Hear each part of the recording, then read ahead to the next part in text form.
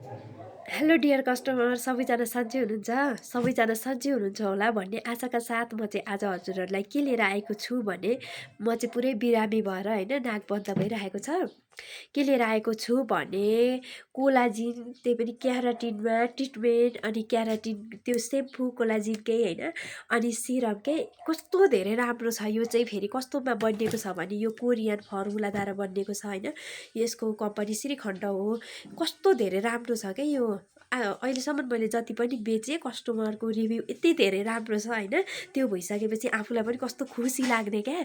अनि फेरि हजुरहरू धेरै टाढाको हुनुहुन्छ भने हजुरहरूले मलाई कल गरेर हजुरहरूले राख्न सक्नुहुन्छ भने हजुरहरूले अनलाइन पनि गर्न सक्नुहुन्छ।